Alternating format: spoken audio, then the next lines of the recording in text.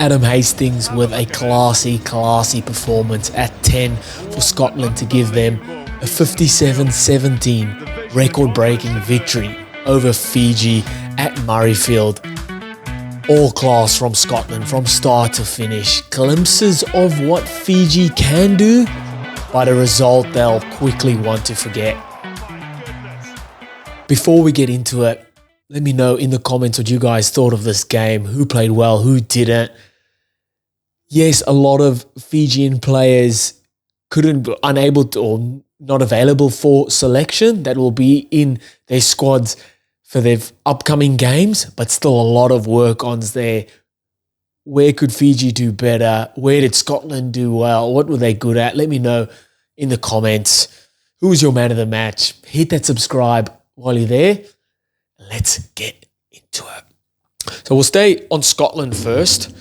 Great defense first up. I thought very well connected, forcing Fiji to make errors or to do things that they necessarily wouldn't do, kind of playing out of their own 22 or passing when they shouldn't pass or throwing an offload they shouldn't do, being isolated at rucks.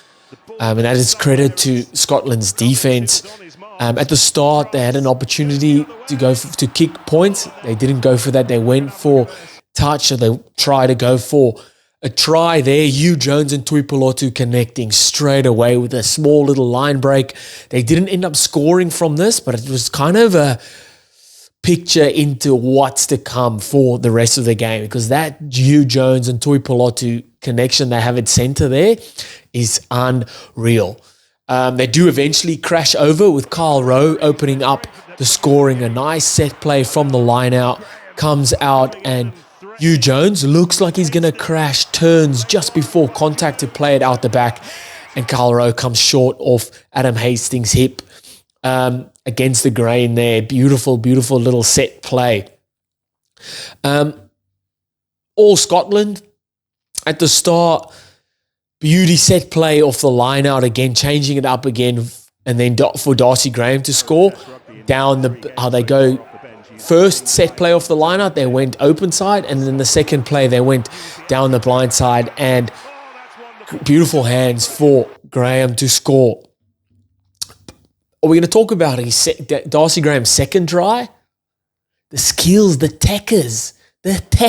technique from Hastings. First, the cross, wasn't a cross kick, it was a penalty that they took quick. There was a lot of space out there. Darcy Graham's obviously called for it. So he's hit the cross kick. Graham's collected. He's got a Fiji player coming at him, puts it on the boot, gets the smallest touch. All you need is a little touch. Gets a little touch, kicks it again, and collects and scores. Beautiful skills, lovely skills, awareness of players around you, where you are on the field as well, and then being able to execute that under that pressure. Lovely stuff. Scotland's defense, so like I said, the attack was fantastic, but their defense in the first half helped them create a lot of opportunities for themselves as well. Hugh Jones's first try from the intercept, that's Scotland's defense being well connected, getting up off the line together, and then it's these guys that their awareness of where the ball's going to be, make decisions, and then execute like that and get the intercept, and he goes and scores. Darcy Graham with a Murrayfield hat-trick as well. Lovely straightening of the line from Hugh Jones. This was in the second half now. Straightens the line, and Graham off his hip. I love, though, how when one player decides he's going to do something, so Hugh Jones decided here to straighten the line, you've got your other guys, your support runners that are aware of that. Let's attack the ball. So when someone makes a line break or makes a half line break, you're not just keeping your line out wide. You need to run towards the ball so you can be an option there, whether it's an offload or a short pass. And Graham is right there off his hip and goes over to score. Still had a bit of work to do, Graham did. Bumped off a Fijian defender and goes over to score. But then, and get a little drum roll, Adam Hastings is out the back pass for what went on to be Duan van der Merwe's try. Hello, out the back. So it was the play from Tuipolotu out the back, but then Hastings get the ball man and man, throws the Oh, lovely finish, lovely jubbly. Beautiful. Hugh Jones goes through, drawn past, a long 20-meter pass, makes it look like nothing, and Fanamadva crashes over. Oh, it's just beautiful. Adam Hastings just had it on a string today or this weekend. Then he had the last classy finish, cross kick, and they show the slow-mo of him just being so straight with his ball drop. I think it's you're probably your most important part of any kick, or especially the cross kick, is how straight his ball drop is. You see how straight he is in line, everything in line, drops the ball straight down onto his foot. He watches the ball straight down onto his foot. Beautifully kicked. Oh, it's poetry. It's poetry. As a kicker, as a 10, I'm sitting here like, oh, that's beautiful. That's my ASMR right there. Is that slow-mo of Adam Hastings hitting, looking down, dropping the ball beautifully straight down onto his boot. Crossfield kick, bounces once, and Hugh Jones dots it down untouched. That's beautiful. It's beautiful. Classy finish for Scotland, and they shift their focus onto Springboks next week. That's going to be huge. Standouts for me, Adam Hastings had the ball on a platter, had it on the string, had it however you want it. He had it. Hugh Jones was great, and then Darcy Graham was fantastic as well. For Fiji, oh man, yellow early on to Lomani, the first 5 minutes, went for the intercept, you knock the ball down. If you're not making a proper attempt to grab the ball, there you're getting carded. 5 penalties within the first 6 minutes. That's coach killers, man. You try your best throughout the week till you're working on certain things, how you want to address the game, or how you want to go into the game, how you want the first 20 minutes to be, how you want the first 40 minutes to be.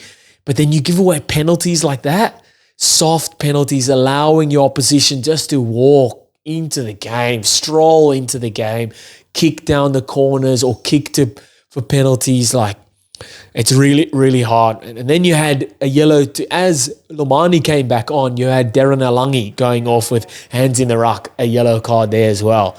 Coach killers, man. Oh, yes, it could seem pretty harsh on the referee's side, but he did warn Ikanavere and the Fijian side. It was a team warning. You got to chill it with the penalties, because, like I said, there was 6 in the first 10 minutes, I think it was, and that's wild. First opportunity they got was at the 24-minute mark, but then get the ball turned over at the maul. That's also, again, just coach killers, man. Stuff that you can kind of stuff that you can look after, like your maul. You get the line out, maul, set the maul, but then get the ball turned over. Another missed opportunity, a poor line-out execution, the 29th minute. They do finally score. Just before halftime, a couple of phases then, Armstrong Ravola goes over for his first international try just before halftime. And then they come back, and just before halftime, they score again. Darren Alangi crashes over. Those you talk about championship minutes, the 10 minutes before halftime and 10 minutes after halftime. Fiji come into the second half and score with a banger off a set piece from the line-out. Ikanavere goes down the touchline to score. You're 17 points to 26, I think it is at this time. You're in the game here. There's, 9 points difference? You're in the game here. And then it just goes haywire. And Scotland, bang, bang, bang, bang. Oh, that was all she wrote for Fiji. Like I said, a ton of players aren't available because this game was technically not within the international window. So a few players have to come back in this Fiji squad. A lot to work on. But there's still, like I said, there's glimpses of what you can do. That 10 minutes before halftime and those 10 minutes right after halftime, look at that and let's build. Fiji, let's build on that. Oh, but still tough outing, 57-17. Scotland come away with the chocolates there. Who was your man of the match? Who played well for you? Who didn't? Let me know in the comments. Hit that subscribe if you haven't already. And I'll see you guys next time. Bye.